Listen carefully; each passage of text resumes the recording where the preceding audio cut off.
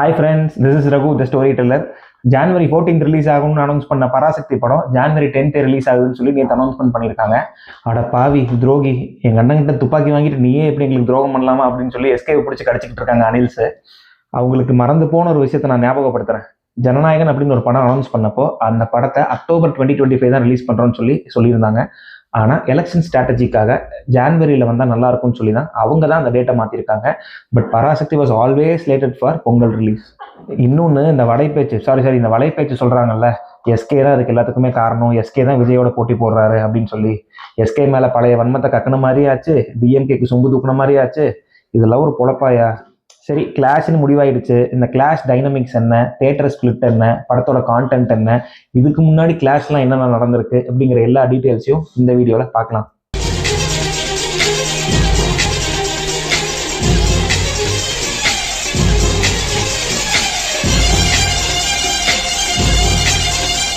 இந்த 2017 2018 தீபாவளிக்கெல்லாம் அண்ணா கூட பெருசாக கிளாஷ்னு எதுவும் நடக்கல. ஆனால் 2019 பயங்கரமான கிளாஷ் அப்படின்னு நம்ம நினச்சிட்டு இருப்போம், பிகில் வர்சஸ் கைதி. இந்த பிகில் பொறுத்த வரைக்கும் 75% ஆஃப் த தியேட்டர்ஸ் அதுவும் ஆக்குபை பண்ணியிருந்தது. கைதிக்கு வெறும் 25% தான். உங்ககிட்ட அதிர்ஷ்டம் இருக்கிற அளவுக்கு அறிவில்லை அப்படின்னு சொல்லி ட்வீட் போட்டவங்கலாம் இன்னைக்கு அறிவும் இல்லாமல் அதிர்ஷ்டமும் இல்லாமல் தான் படத்தை ரிலீஸ் பண்ணுறது கூட ஒர்க் இல்லாமல் சுற்றிட்டு இருக்கிறானுங்க. யுனானிமஸாக பாசிட்டிவ் ரிவ்யூ வந்து பயங்கரமான வேர்ட் ஆஃப் மவுத் ஆகி வேற லெவல் ரிட்டர்ன் ஆஃப் இன்வெஸ்ட்மெண்ட் எடுத்த கைதி படமே பிகில் படத்துக்கு முன்னாடி ஒன்றுமே பண்ண முடியல.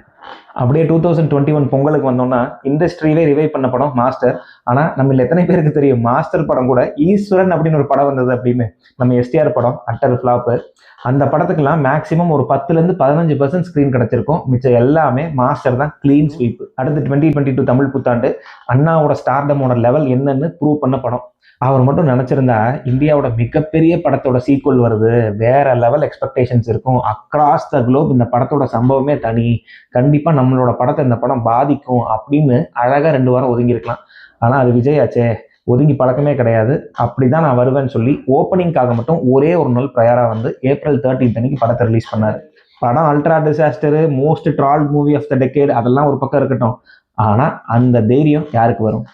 KGF 2 கூட ரிலீஸ் பண்ணி தமிழ்நாட்டில் 65-70% ஆஃப் த தியேட்டர்ஸை லாக் பண்ணி வச்சது பீஸ்ட்.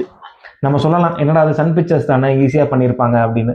ஆனால் அதே சன் பிக்சர்ஸ் அதே வருஷம் எதற்கும் துணிந்தவன் வேற ஒரு படம் எடுத்தாங்க. அந்த படத்தை வச்சு இந்த ஈக்குவேஷன் நம்மளால நினச்சி பார்க்க முடியுமா? 2023 பொங்கல் வாரிசு வெர்சஸ் துணிவு. ஒழுங்கா வாரிசு படத்தை தனியாக விட்டுருந்தா ஒரு மெகா சீரியல்னு சொல்லி ஃபேன்ஸே காரி துப்பி அனுப்பி விட்டுருப்பாங்க. அந்த படத்தை யாருமே எக்ஸ்பெக்ட் பண்ணல. ஆனால் கிளாஷ் அப்படிங்கிற ஒரு கான்செப்ட் எப்போ உள்ள வந்ததோ அன்னிலிருந்து வாரிசு படத்தோட ஹைப்பு கொஞ்சம் ஜாஸ்தி ஆகிடுச்சு. அந்த வாரிசு படம் கூட ரிலீஸ் ஆன ஒரே காரணத்துக்காக துணிவு படத்தை ரெட் ஜெயின் பயங்கரமா பேக் பண்ணி சூப்பரான ரிலீஸை கொடுத்து தமிழ்நாட்டில் முக்கியமான ஸ்கிரீன்ஸ் எல்லாம் துணிவுக்கு போயிடுச்சு. ஓப்பனா ஒரு விஷயம் சொல்லணும்னா தமிழ்நாட்டில் விஜய் அஜித் 2 பேருக்குமே ஈக்குவல் ஃபேன் பேஸ். ஆனால் ஆடியன்ஸ் அப்படிங்கிற ஒரு ஆஸ்பெக்ட்ல கண்டிப்பாக விஜய் 2023 ஹையராக தான் இருந்தார். அப்படி இருந்தும் தமிழ்நாட்டில் நிறைய ஸ்கிரீன்ஸை பிளாக் பண்ணி வாரிசை விட துணிவுக்கு ஜாஸ்தி ஸ்கிரீன்ஸ் அலாட் பண்ணாங்க. என்னதான் துணிவு சூப்பர் ஹிட்டா இருந்தாலும் ஒரு மெகா சீரியல் கண்டென்ட்டை வச்சு பொங்கலுக்கு என்ன கொடுக்கணுமோ அதை கரெக்டா டெலிவர் பண்ணி வாரிசு ஒரு பெரிய பிளாக் பஸ்டர் ஆகி அந்த பொங்கல் வின்னராகவும் ஆச்சு. தலை கூட கிளாஷ் பண்ணியே சம்பவம் பண்ண ஒரு ஆள் கூட இப்ப யாரை இறக்கி விட்டுருக்காங்கன்னு பாத்தீங்களா? ஜனநாயகன், பராசக்தி. இந்த ஜனநாயகன் படத்தை பொறுத்த வரைக்கும் லாஸ்ட் படம் இந்த நார்மல் ஆடியன்ஸே 2 தடவைலேருந்து 3 தடவை பார்க்கணும்னு ஆசைப்படுவான். அப்போ அனில்ஸ்லாம் எத்தனை தடவை பார்க்கணும்னு யோசிப்பானுங்க? மினிமம் 5 தடவை தேட்டரில் போய் பார்ப்பானுங்க, அதுவும் ஃபேமிலியோட கூட்டிகிட்டு போய் பார்ப்பானுங்க. 2018 தீபாவளியிலிருந்து இன்னைக்கு வரைக்கும் தமிழ்நாட்டோட நம்பர் 1 பொசிஷன்ல இருக்கிறது ஆக்டர் விஜய் தான். இதில் எந்த மாற்று கருத்தும் கிடையாது, யாருமே அதை மறுக்க முடியாது. 2018 அப்படின்னா 2025 அவரோட ரேஞ்சே வேற. அப்படி இருக்கும்போது ஆவரேஜாக ஒரு கணக்கு போட்டாலே 75% ஆஃப் த ஸ்கிரீன்ஸ் கண்டிப்பா ஜனநாயகனுக்கு கொடுத்துதான் ஆகணும். அப்படி 75% கொடுக்கலனாலும் அட்லீஸ்ட் 70% ஜனநாயகனுக்கு கொடுத்து 30% தான் பராசக்திக்கு கொடுக்குற மாதிரி இருக்கும். ஏன்னா அந்த அளவுக்கு ஜனநாயகன் படத்தோட எக்ஸ்பெக்டேஷன்ஸ், அந்த டிக்கெட் டிமாண்ட் இருக்கும். இதை நான் அடிச்சு சொல்றேன் அப்படின்னா விஜயோட ப்ரீவியஸ் மூவி கோட் ஒரு பிலோ ஆவரேஜ் ரிவ்யூஸ் வந்த படம். ஆனா அந்த படம் எவ்வளவு பெரிய பிளாக் பஸ்டர் ஆச்சுன்னு எல்லாருக்குமே தெரியும். அப்படி பிலோ ஆவரேஜ் ரிவ்யூஸை வச்சு பிளாக் பஸ்டர் கொடுத்த விஜய் ஒரு பக்கம், இன்னொரு பக்கம் ஆஃப்டர் த சென்சேஷனல் அமரன் நல்ல வேர்ட் ஆஃப் மவுத் இருந்தும் அனிருத் மியூசிக்கலா இருந்தும் AR முருகதாஸோட கம்பேக்காவே இருந்தாலும் மதராசி படம் மிகப்பெரிய மேஜிக்லாம் ஒன்றும் பாக்ஸ் ஆஃபீஸ்ல கிரியேட் பண்ணல. ஸோ இப்படி ஒரு 2 ஸ்டார்ஸ் வரும்போது கண்டிப்பா 70-30 அப்படின்றது தான் கரெக்டான ரேஷியோ. ஆனால் இந்த நியாய தர்மம், இந்த ரேஷியோ கணக்கு இதெல்லாம் பார்த்துட்டு இருப்பாங்க வாருக்கு போகிறவங்க. அவங்க என்ன பண்ணணுமோ அதை பண்ண தான் போகிறாங்க. ஆனால் ஒன்னே ஒன்று, இந்த 7ஆம் அறிவு வேலாயுதமுக்கு பண்ண மாதிரி, இந்த துணிவு வாரிசுக்கு பண்ண மாதிரி ஜனநாயகன் பராசக்திக்கு நடந்ததுன்னா வேற மாதிரி ஆயிரும். ஏன்னா அது சுத்தமா ஒரு அன்ஃபேரான ஒரு நிலைமை கொண்டு போகும். யாருக்கு ஓட்டு போடணும்னு முடிவு பண்ணாதவன் எல்லாரையுமே ஐயோ இந்த மாதிரி ஒரு தீய சக்திக்கு ஓட்டு போடக்கூடாதுன்னு நினைச்சு மாறுவான். So be careful when it comes to theatre split. சரி, 2 படத்தோட கான்டென்ட்டுக்கு வருவோம். இந்த பராசக்தியோட டைரக்டர் சுதா கோங்குரா அவங்க எடுத்து கடைசியா தமிழ்ல தியேட்டரிக்கல்ல வந்த படம் இறுதி சுற்று. அது நடந்து 10 வருஷம் ஆச்சு. அதுக்கப்புறம் அந்த சூரரை போட்டு என்னதான் ரேவ் ரிவ்யூஸ் வந்தாலும் அது தியேட்டரிக்கலா எப்படி பெர்ஃபார்ம் பண்ணியிருக்கும்னு நமக்கு தெரியாது. ஏன்னா அவங்க ஒரு பெரிய கமர்ஷியல் டைரக்டரான்னு கேட்டா கண்டிப்பா இல்லை.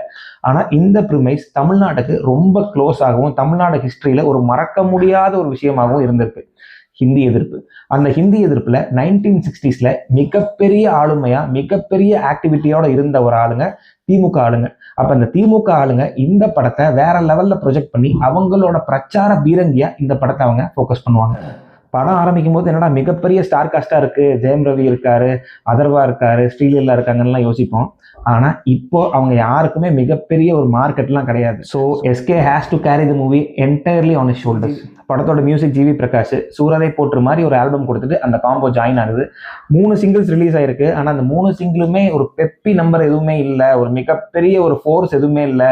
ஒரு அமரன்ல இருந்த மாதிரியோ இல்லை ஒரு இட்லி கடையில இருந்த மாதிரியோ ஒரு டக்குன்னு மைண்ட்ல போய் உட்கார்ற மாதிரி ஒரு சாங்ஸ் இல்லை அப்படின்னா இன்னைக்கு நிலைமை. ஆனா வெயிட் பண்ணி பார்க்கலாம். இந்த மாதிரி படங்களுக்கு அவரோட பிஜிஎம் தனியா நின்று பேசும். அப்படியே ஜனநாயகனுக்கு வருவோம். என்னதான் அந்த கடைசி படம் எதை கொடுத்தாலும் அனில் திங்க தான் போறாங்க, பொதுமக்களும் கடைசி படம் பார்க்க தான் போறாங்க அப்படின்னு இருந்தாலும் இந்த படம் கண்டிப்பா கேசரி அப்படிங்கிறது கன்ஃபார்ம் ஆகி போச்சு. அந்த கேசரியை நம்ம ஆளுங்க எவ்வளவு டீசெண்டா கிண்டுறாங்க, சாப்பிட்ற அளவுக்காவது ஒரு ப்ராடக்ட் இருக்கா அப்படிங்கிறதான் இப்ப கேள்வி. நம்ம டைரக்டர் ஹெச்பி வினோத் கடைசி அவர் எடுத்த 3 படத்துக்கும் அவரோட ஸ்டாண்டர்ட் இல்லைன்னாலும் அவர் எடுத்த அந்த ஃபர்ஸ்ட் 2 படம் நின்று பேசும். அந்த ஒரு ரீசன் தான் இப்படி ஒரு ப்ரெஸ்டீஜியஸ் ப்ராஜெக்ட் அவர் கையில கிடைச்சிருக்கு. அவருக்கும் ரீமேக் அப்படிங்கிற ஒரு விஷயம் புதுசு இல்லை. அந்த நேர்கொண்ட பார்வை அப்படிங்கிற ஒரு படத்தை ஹிந்தில இருந்து அப்படியே எடுக்காம இன்டர்வல்ல ஒரு மிகப்பெரிய ஆக்ஷன் பிளாக் ஒன்று வச்சிருப்பாரு. வேற லெவல்ல இருக்கும்.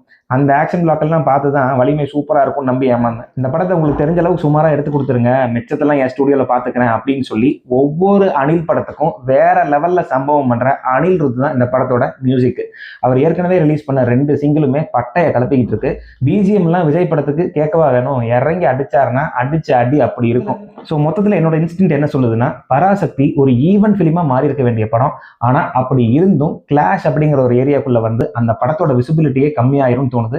அந்த படத்தோட கான்டென்ட்டை பற்றியோ அந்த படத்தோட ஸ்க்ரீன் பிளே பற்றியோ அந்த படத்தோட கதையை பற்றியோ எங்களுக்கு கவலை இல்லை.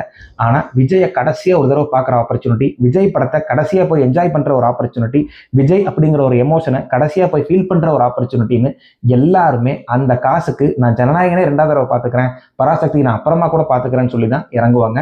Let's wait and watch.